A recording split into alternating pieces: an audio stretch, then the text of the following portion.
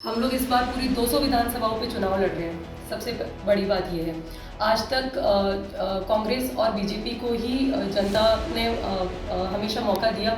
मौका इसलिए भी दिया क्योंकि उनके पास कोई विकल्प नहीं था। बट अब आम आदमी पार्टी एक बहुत अच्छा विकल्प बन कर के सामने आई है। ये फ्री के पुलंदे बोल बोल करके इन चीज़ों को फ्री बीज, फ्री के पुलिंदे, इनको बहुत हाईलाइट किया गया। बट जनता ये बहुत अच्छे से जानती है कि फ्री के पुलिंदे नहीं है, ये हमारा हक है जो हमें दिया जा रहा है। और सरकार जो टैक्स से और बाकी जो करप्शन ना करके जो पैसा बचा रही है, वो ही हम तक आ रहा है। हमारी पार्टी एक संघर्षशील पार्टी है। पिछले 10 सालों में जो पार्टी की प्रगति हुई है वो सबने देखी है। हमने दिल्ली में तीसरी बार सरकार बनाई और पंजाब में हम सरकार बना चुके हैं। उसके बाद में जो गुजरात के नतीजे रहे वो आपके सामने हैं। बट जो जिस हिसाब से पार्टी की ग्रोथ हो रही, जिस हिसाब से पार्टी काम कर रही है और लोग काम को समझ पा रहे हैं और सराह रहे हैं, तो इससे हमें डेफिनेटली हमें इस चीज़ पे पूरा यकीन है कि आम आदमी पार्टी राजस्थान में भी बहुत अच्छा करेगी। राजस्थान में चुनावी बिसात बीत चुकी है।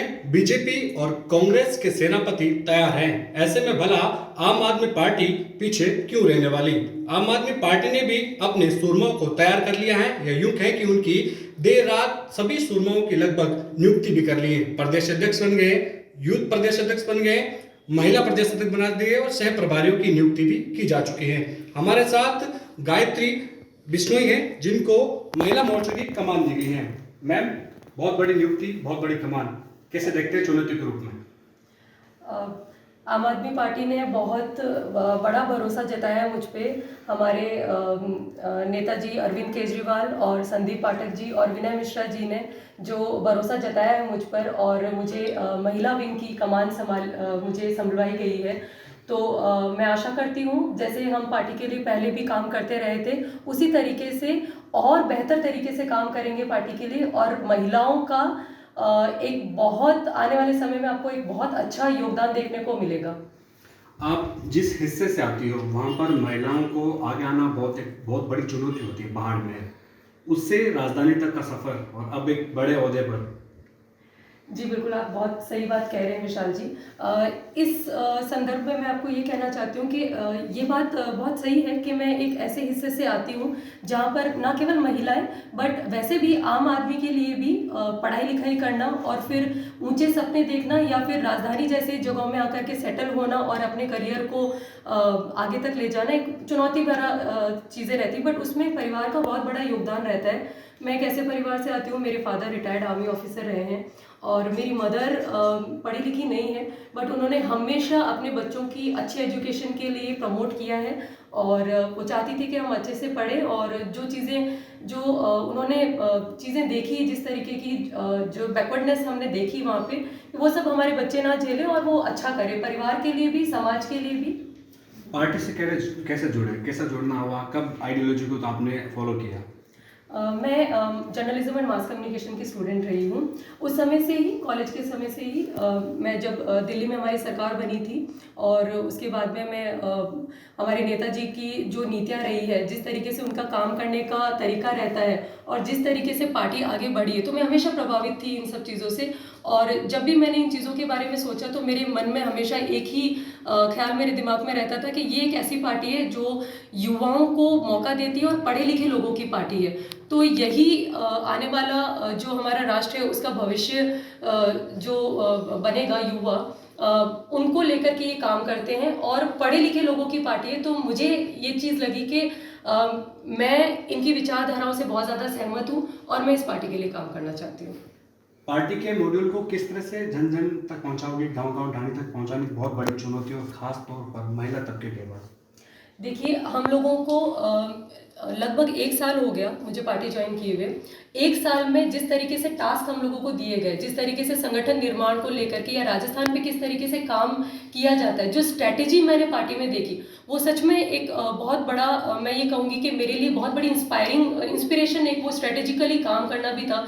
क्योंकि हमारी पार्टी में स्टेप बाय स्टेप और चीज़ों को सोच के काम किया जाता है कि अब हम किस तरीके से तैयारी करेंगे, या हम किस तरीके से हमें महिलाओं से मिलना है। जिस तरीके से जब शुरुआत में हमको दिया गया टास्क, जब हमको दिया गया विधानसभा लेवल की मीटिंग्स हुई, ग्राम संपर्क अभियान चले, जहाँ हम गांव गांव ढानी ढानी गए, वहाँ पे ना केवल महिलाओं को लेकिन आम जनताओं से भी हम पुरुष महिला सबसे हम लोग संपर्क में रहे।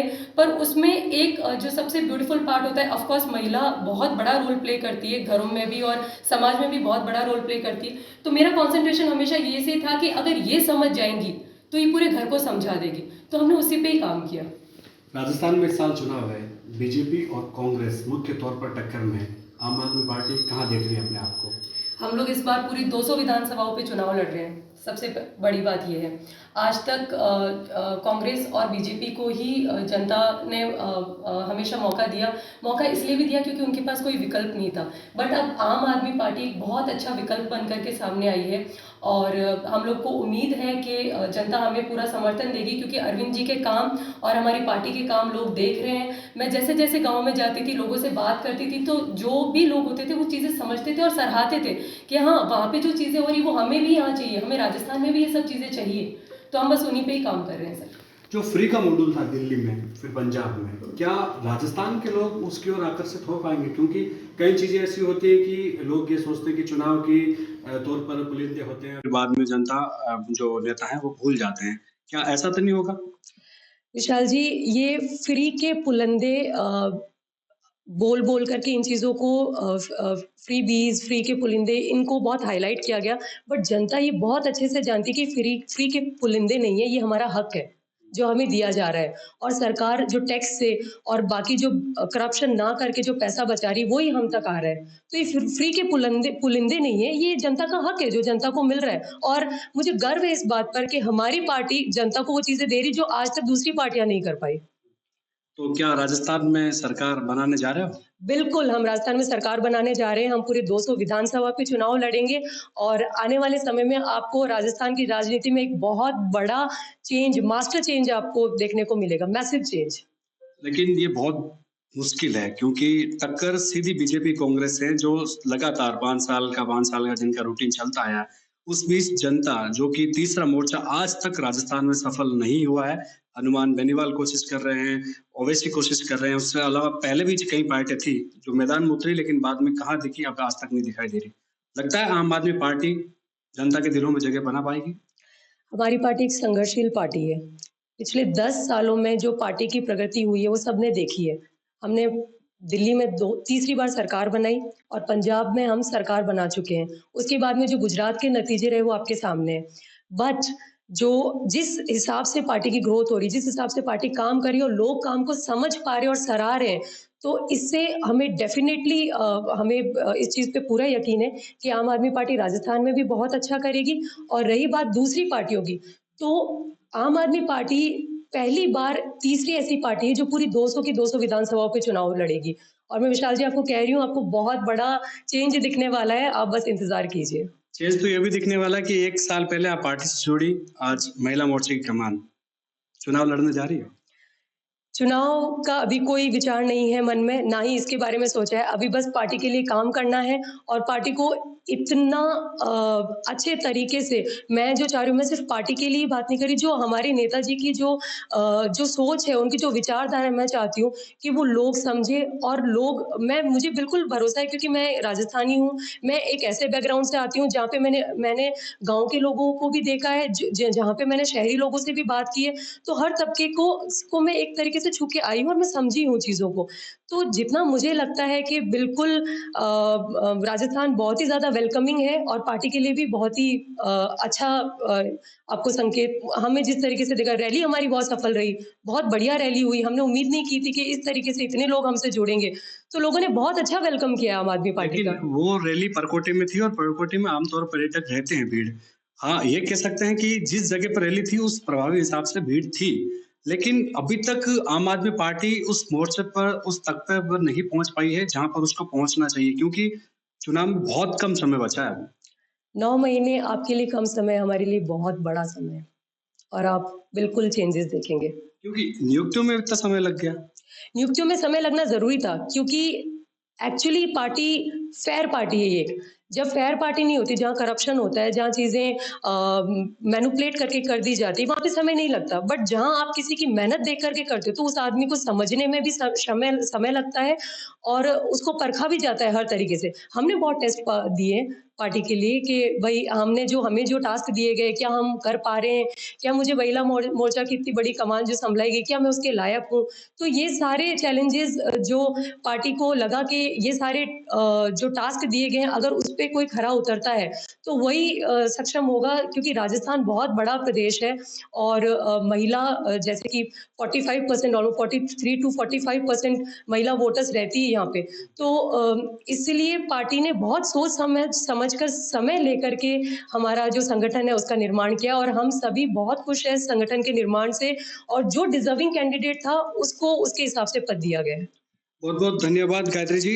देखिए, ये गायत्री बिश्नोई जो कि हाल ही में महिला मोर्चे की प्रदेश अध्यक्ष जरूर बनी है, लेकिन आने वाले दिनों में इनको बहुत बड़े ओहदे पर पार्टी में देख सकते हैं, क्योंकि अभी तक राजस्थान में हालिया जो भी बीजेपी कांग्रेस है, वसुंधरा राजे के अलावा कहीं पे भी किसी भी पार्टी में कोई बड़ा चेहरा उस ओहदे पर नहीं पहुंचा है, जहां तक देखा जाए। क्योंकि बड़ा एक तबका है जो महिलाओं का है राजस्थान में, वोट बैंक बहुत बड़ा है, उसको साधने की कहीं ना कहीं कोशिश है वो गायत्री बिश्नोई के जरिए आम आदमी पार्टी ने की है। और अब आने वाले चुनाव में किस तरह से आम आदमी पार्टी दूसरी पार्टियों को चुनौती दे पाएगी, ये देखने वाली बात होगी।